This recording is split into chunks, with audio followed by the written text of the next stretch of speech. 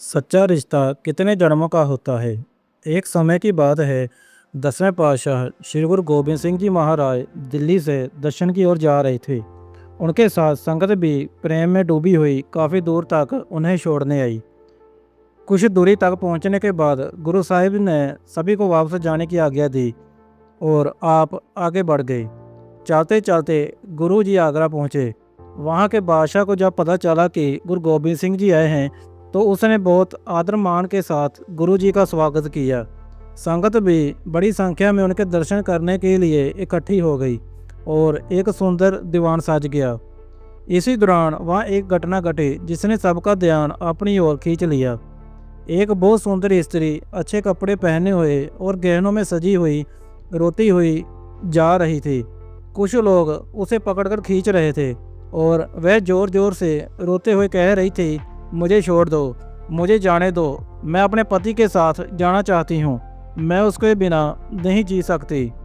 गुरु गोबिंद सिंह जी ने यह दृश्य देखा और अपने सेवकों को आदेश दिया, जाकर पूछो क्या बात है और इस स्त्री को यहाँ लेकर आओ। जब उस स्त्री को गुरु जी के सामने लाया गया तो पता चला कि उसका पति मर चुका है और वह उसके साथ सती होना चाहती है, यानी उसकी चिता में कूदकर अपने जीवन का अंत करना चाहती है।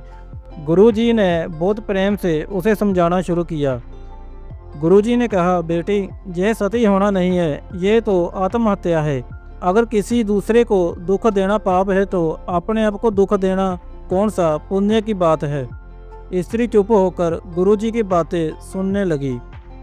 गुरु जी ने आगे कहा, लोग कहते हैं कि जो स्त्री अपने पति की चिता में जलकर मर जाती है वही सती होती है, लेकिन यह गलत है। सच्ची सती वह है जो परमात्मा के प्रेम में जीती है, नाम सिमरन जपती है।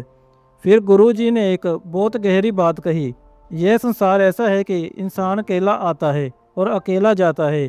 जो लोग कहते हैं कि हम हमेशा साथ रहेंगे, सब यह मोह की बातें हैं। गुरु जी बोले, जो भी रिश्ते इस संसार में बनते हैं, चाहे वो पति पत्नी, माता पिता, भाई बहन या मित्र का हो, ये सब पिछले जन्मों के कर्मों के परिणाम हैं। हम एक दूसरे से कुछ लेने और देने के लिए मिलते हैं। जब यह हिसाब पूरा हो जाता है तो हम अलग हो जाते हैं। गुरु जी ने स्त्री को समझाया, अगर तुम अपने पति के साथ जलकर मर जाओगी तो क्या तुम उससे मिल पाओगी? नहीं, क्योंकि हर आत्मा अपने कर्मों के अनुसार आगे बढ़ती है। तुम्हारा शरीर जहाँ जल जाएगा और आत्मा अपने कर्मों के अनुसार किसी और योनि में चली जाएगी। स्त्री की आंखों में आंसू थे, लेकिन अब वह समझने लगी थी। गुरुजी ने कहा, अगर तुम अपने पति से सच्चा प्रेम करती हो तो उसके लिए परमात्मा का नाम जपो, उसके लिए अरदास करो, यही उसके लिए सबसे बड़ा लाभ है। फिर गुरुजी ने कहा, यह मनुष्य जन्म बहुत कीमती है, इसे यूं ही व्यर्थ नहीं गंवाना चाहिए। यह जन्म हमें परमात्मा को पाने के लिए मिला है, ना कि दुख में दुख को समाप्त करने के लिए। धीरे धीरे उस स्त्री का मन बदलने लगा।